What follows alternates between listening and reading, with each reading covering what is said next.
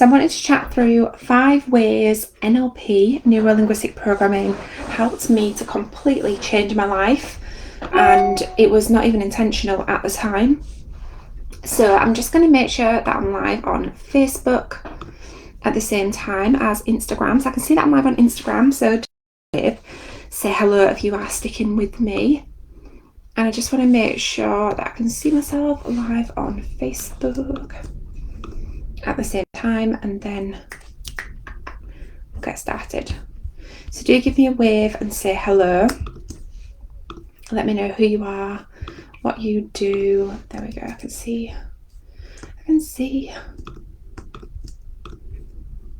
Just make sure it's working okay.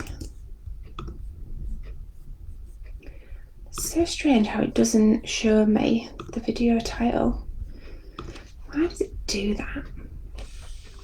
So hello ladies, it feels like it's been forever since I've been live, so do give me a wave, let me know how you've been, and then we'll jump in and just make sure I'm live in the right places.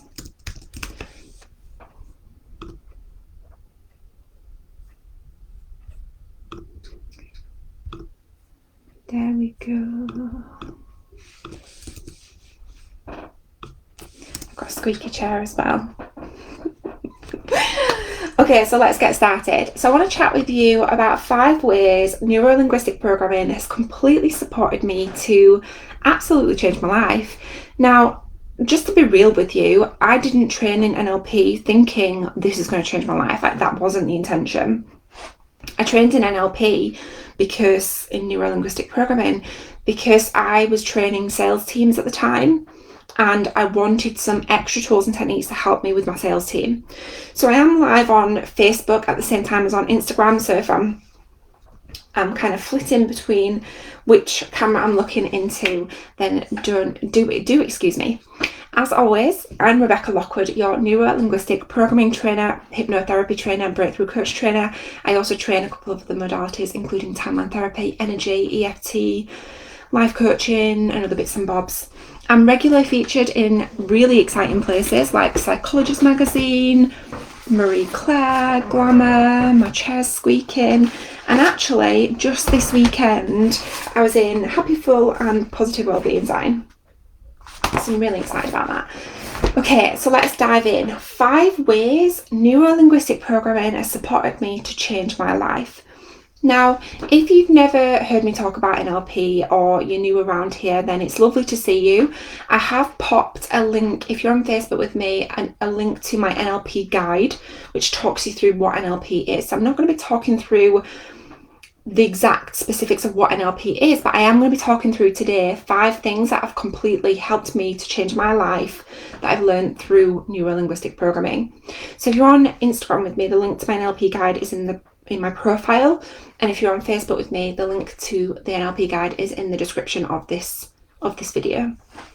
So as I just said, when I first trained in Neuro-Linguistic Programming, it wasn't like the intention wasn't to change my life or anything like that. I was working in a sales job at the time. I'd closed my previous business down due to a lack of belief in myself, which I didn't know at the time. And then I ended up back at my sales job.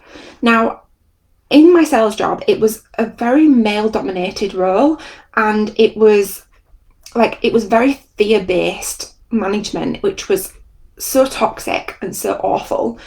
And I knew that there was something better. Like, I knew there was something more that I could be offering to my team and to myself than what I was currently doing. And so I started to look for sales training because I wanted to support myself and my team in better ways than I was at the time. And at the time, I was listening to Tony Robbins' Unlimited Power CD on repeat. Literally, I'd been listening to it for about a year on repeat, and I've no idea why I hadn't heard him say the words NLP, Neuro-Linguistic Programming, sooner. I'd been listening to it for so long, but it was only until my mind and body was open to receive, literally, and I was open to the guidance of the universe, we could say, that I heard them words. Like, I cannot tell you why I did not hear them sooner, but one of the things that I do know through learning and now training neuro-linguistic programming is that when we, and this isn't actually one of the 5 things that changed my life when I learned it, but actually this could be the 6th, I suppose. We have something called the reticular activating system in our brains, right? And I like to describe this like a door. And I was talking about this actually on my NLP practitioner training today. And if you imagine we've got this door at the front of our minds, and our door will only allow in and only open what we program into it, right? So I was looking for sales training, and all of a sudden I heard Tony Robbins say, because I'd been listening to Unlimited Power CD, NLP, Neuro-Linguistic Programming. And my door opened and noticed this and allowed it in, right? Because I'd become intentional on wanting some sales training. So at the time I thought it was an accident, but now we look back and I realise that there are no accidents, like there just aren't. I always believe now that we're guided by the universe, and we need to trust more. So let's dive into these 5 things. So number 1, everything around me is a projection of my own beliefs. Everything around me is a projection of my own beliefs. So these 5 things are the 5 things that have really helped me to change my life that I learned in neuro-linguistic programming. These were the things that had the biggest impacts on me when I first ever learned it, and these are the things that I now teach within my neuro-linguistic programming course. So number 1, everything around me is a projection of my own beliefs. So what does this mean? I realised that I am only seeing in my reality a version of my world that's projected from inside of me. Okay? So what I have in my own mind, what I believe, what I see is my world based on my beliefs and what I believe to be true. So when I had this version of who I should be and who I believed I was and who I believe I am, this is what projected out into the world and what created my reality. Number 2, it is really easy to mind read what other people are thinking and saying. It is really easy to mind read what other people are thinking and saying. So I used to make things up in my head all of the time. Like I'd jump to conclusions. Anybody else do this? Give me a wave if this is resonating.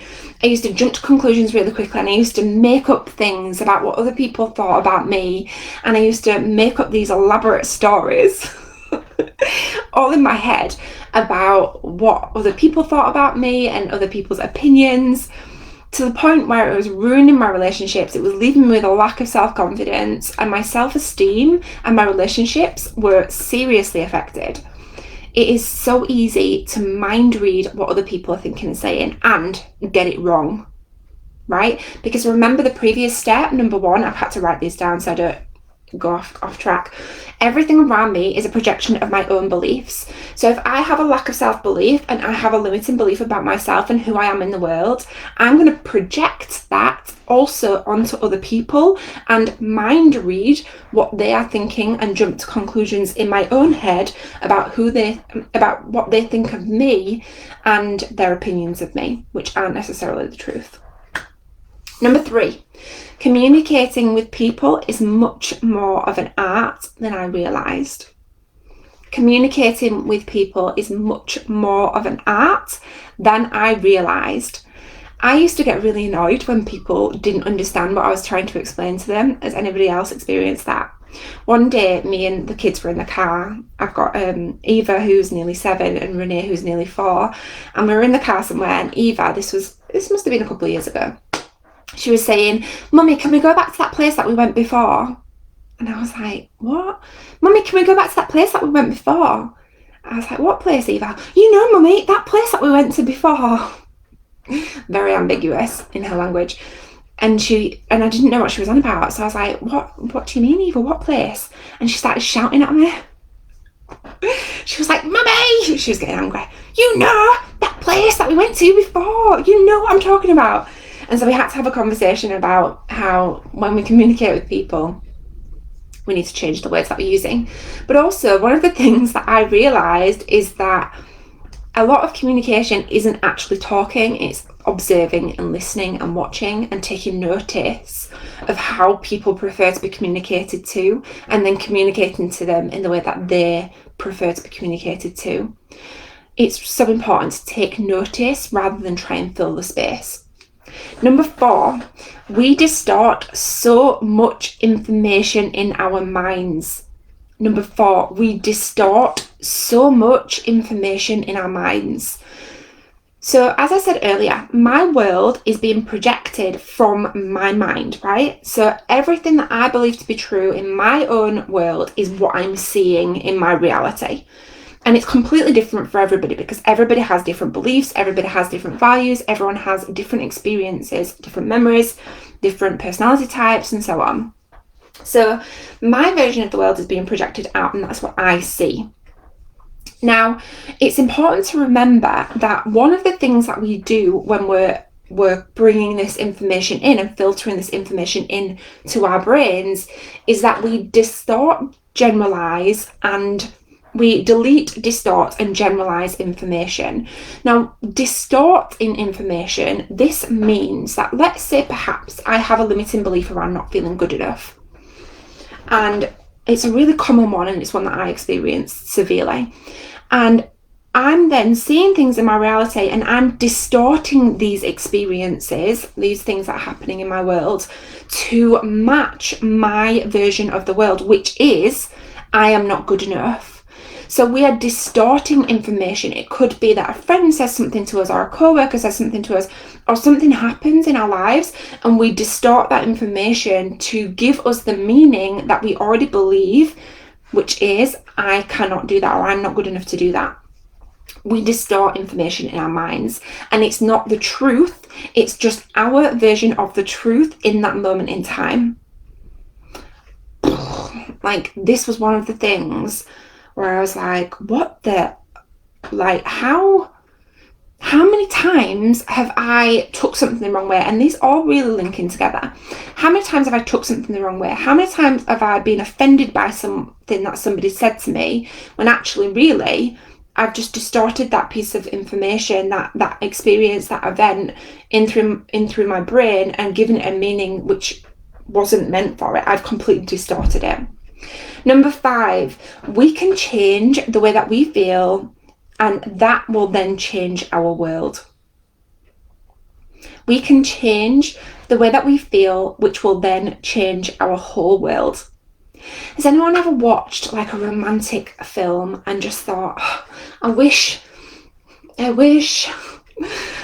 my relationship was like that? Anybody? I used to watch romantic films, like rom-coms, and I'd just sit there watching it and I'd think, I wish my relationship felt like that. And then I realised when I learned Neuro-Linguistic Programming that actually it's my responsibility to make myself feel a certain way, which will change. What will it change? It will change the way I filter in events and experiences, which will also then change the way that I feel as well. So all of these things really link together, but these were the five, probably the 5, I gave you a 6 right at the beginning, biggest things that had a real game changer for me in my life when I first learned Neuro-Linguistic Programming. And now I'm able to utilise them every day, and I teach this stuff as well. So if you are watching and you're on our course, it's amazing and lovely to see you. I have seen quite a lot of familiar faces. And if you're wanting to learn more about Neuro-Linguistic Programming, you can either download my NLP guide. So if you're on Facebook with me, it's in the link in the description. If you're on Instagram with me, it's on the link in my profile. And you can also take part in our NLP Foundations course. This gives you the foundational learnings of Neuro-Linguistic Programming to support you to understand NLP better, be able to apply it to your own life, and also perhaps start to use it if you're coaching or if you're helping people with conversational change. So whether that's friends, family, in your relationships, or you are already a coach. If you've got any questions, do feel free to pop me a message. And that's it from me today. So that was the 5 ways Neuro-Linguistic Programming has changed my life. If you've got any questions, just pop us a message.